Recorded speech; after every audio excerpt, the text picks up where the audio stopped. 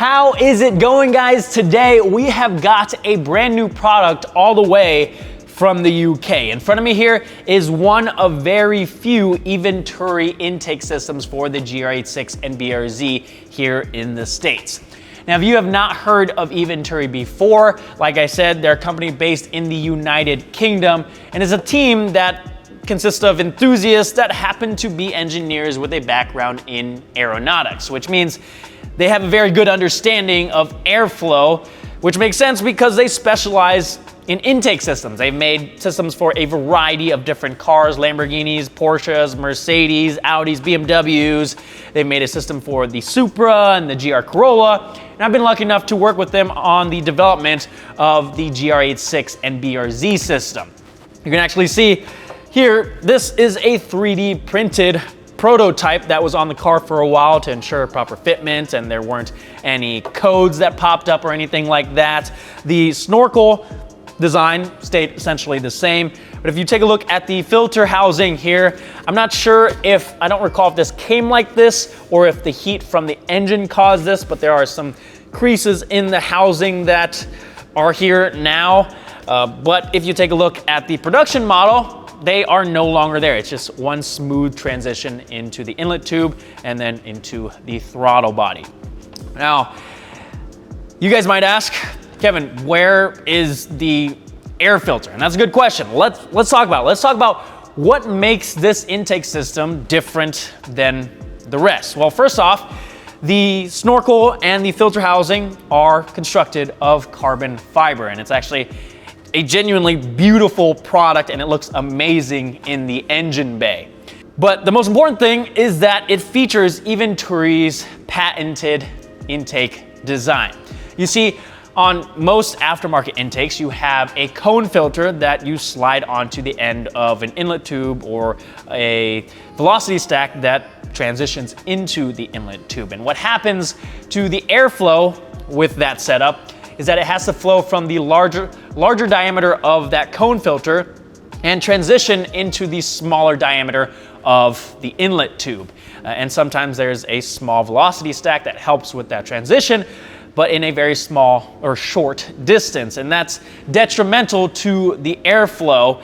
So instead of doing that, Eventuri came out with their own patented intake system with an inverted cone filter design. So if you take a look in the filter housing, you can see the inside of the filter here, but it is built into this filter housing. So what happens in this setup is that the air flows in through this large opening of the filter, and then there's a large smooth transition into the inlet tube and then into the throttle body. And this filter housing acts essentially as a large velocity stack, and because of the funnel-like design, it invokes the Venturi effect, which increases the velocity of the airflow so you get as much airflow as possible.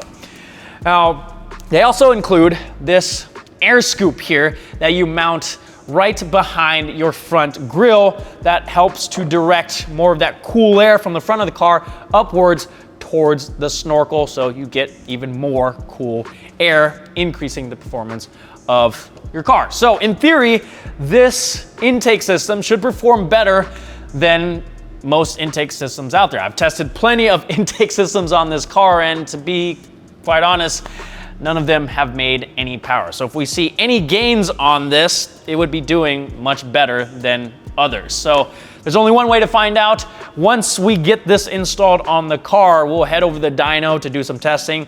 I'll do a baseline with the stock intake, and then once we have the baseline, I'll swap it out for the Eventuri intake, do some more runs, and we'll see if it actually does anything.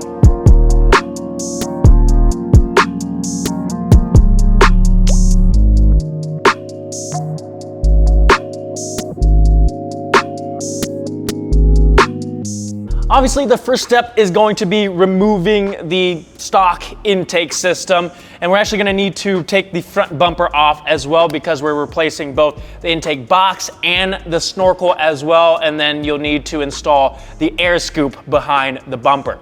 I've shown you how to take off the front bumper plenty of times now, so I'm not gonna go through that whole process. I've actually taken off most of the hardware that is holding it in place. It's just being held with 2 pop clips up top and then the bumper brackets right next to the headlight. So I'm just gonna pull the front bumper off and then we can get into removing the stock intake system.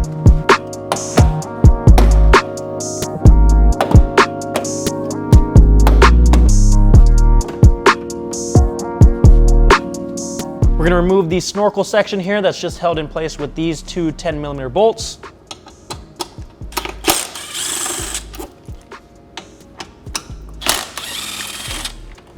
Now we should be able to just pull this straight towards the front of the car and out of the way. The air dam right behind the snorkel needs to come out as well. It's held in place with 6 of these pop clips. Air box is coming out next, so we will unplug the MAV sensor and unclip it from the air box. And we'll just tuck it back here for now. We're gonna remove this hose from the inlet tube, so grab a pair of pliers and move this clamp.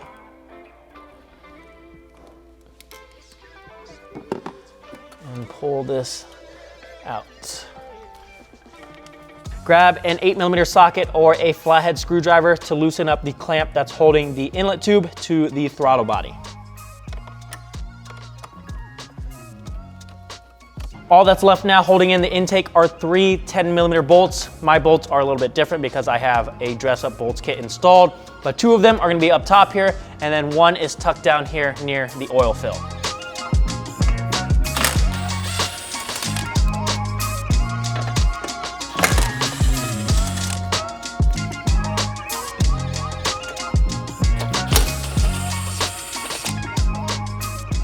With all those things removed, we can pull the intake up and out of the engine bay. Before we install the new intake, we want to transfer over the MAV sensor.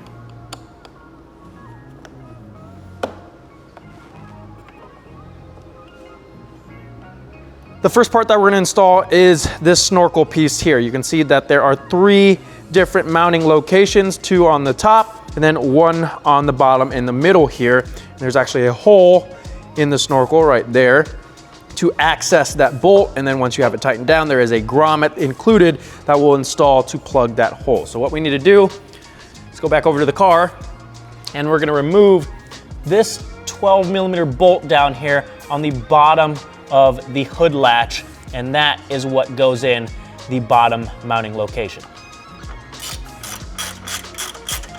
With that bolt removed, we're able to slide the snorkel into position. You are gonna need to push the foam over on the passenger side down, but we'll line up the 2 mounting points up top. And then I've got the 12mm bolt that we removed and a deep socket and extension, and we're going to feed it through that hole and then reinstall it onto the car and tighten it down. And then, like I said, we're gonna install the included grommet to plug the hole.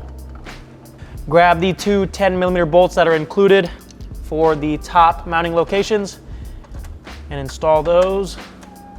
We can't reuse the OEM ones because they're too long. And I'm also going to install the plug now that I've got those bolts installed. Don't forget this, otherwise you're gonna have that hole in your scoop, which you obviously don't want. Grab the included silicone coupler and we're gonna slide it onto the throttle body. Obviously make sure those clamps are on there, but loose, and slide it all the way back on there so that it's touching the stops of the throttle body. Grab the filter housing and we're gonna angle it into the coupler on the throttle body like that. And then you wanna also use your fingers to press against the gasket of the snorkel so it doesn't get dragged down with the filter housing. And then just take your time and carefully work your way down. At a certain point, kind of around here, you're gonna wanna push the back of the inlet hose up just to give yourself a little bit more room to push the front of the housing down. Again, just take your time with this.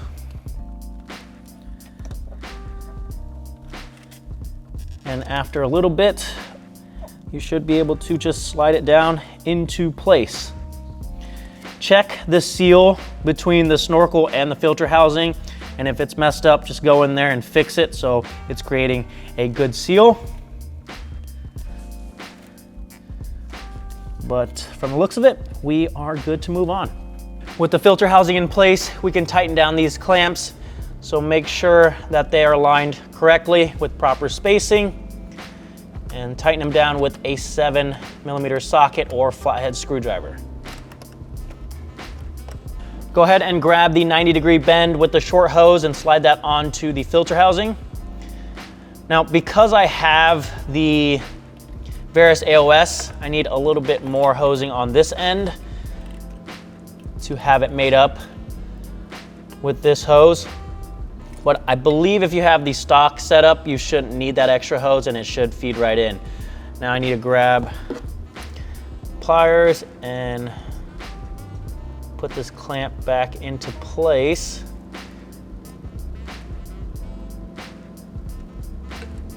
There. We will plug in the MAV sensor, get that back into place, and now we can move on to the air scoop. All right, the last step is installing the air scoop, which I actually have a bit of a problem because this is supposed to install onto the plastic bumper support that sits on the bottom of the car, but I don't have that piece because I had to remove it to install the Greddy Voltex lip. So this is a step that I can't show you guys, but it is very simple to install. It's literally 2 nuts and bolts to hold these 2 pieces together, and then I think 2 pop clips to install this onto that bumper support, and that sits behind the grill to direct more cool air up towards the snorkel. Obviously, it sucks that I can't install it, but I don't think it's gonna be a huge deal. If you have that piece, obviously you're gonna want to install this, but the intake is still going to be functional without it. So like I said, we're going to take this over to the dyno at Paragon. The intake is basically installed now. We have everything put together, so I just need to get the bumper back on, take it over to the dyno, and then see what kind of numbers we get. Now, you guys have seen me dyno the car and test out parts plenty of times, so I'm not gonna film the whole process of putting the stock intake back on, doing a baseline run, switching out to the Eventuri, and then doing another run, because honestly, I am actually short on time. We're trying to get this car prepped for Grid Life at Road America this weekend, where we are gonna be at the Coney booth, launching the GTS coilovers that debuted at SEMA last year, and we're gonna be doing some ride-alongs. So if you guys want a chance to win a ride-along, head over to the Coney Instagram and click on the link in their bio for all the information on that. I will link it down below. But I'm gonna go ahead and get the bumper back on. We'll go over to Paragon, and then I'll come back and we'll take a look at the dyno charts.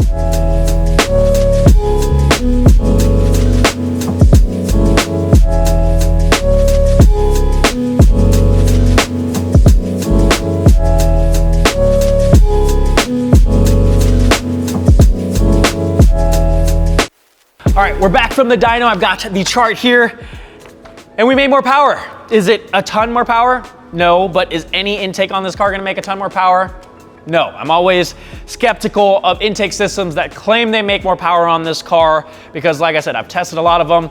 Most of them don't. Some of them are actually worse. But this is the rare time where that is not the case. And this was all done this morning. Both the stock runs and the Eventuri intake runs were done this morning. So everything stayed consistent. The temperature, humidity, weather stayed the same. The only thing that changed was the intake. So if we take a look at the graph here, the blue line is the Eventuri, and the, is that red or orange? The other line is the baseline. And we did multiple runs on both. This is kind of just the average, but the gains were very consistent. If you take a look, almost throughout the whole rev range, the Eventuri made more power. It's about 2 to 3 more horsepower. and then at around 5,000 RPM, we can see a peak gain of 10 to 11 horsepower, which is pretty good for an intake on this car. And then at the very top of the rev range, we're seeing about 3 horsepower. Again, not a bunch, but it does make more power. So the baseline was 224, and then with the Eventuri intake, it jumps up to 227. Like I said, not a ton more power, but it is nice to see an intake system make more power like it claims, and it's not just a piece that makes the engine bay look a bit better, although this does do a really good job of that as well. And there you have it, guys. That is the new Eventuri intake system for the GR86 and BRZ. Not only does it look fantastic in the engine bay, it also actually produces performance gains, unlike a lot of aftermarket intakes out there. So if you guys are wanting to pick up the system for yourself, it's actually gonna be available on the Driven Media website soon. So send me an email if you're interested for more information. And if you guys have any questions whatsoever, comment down below. I am always happy to help. But that is gonna do it for today. If you guys are enjoying the content, make sure to hit that subscribe button down below. Give this video a thumbs up. Thank you guys so much for watching, and I'll see you guys next time.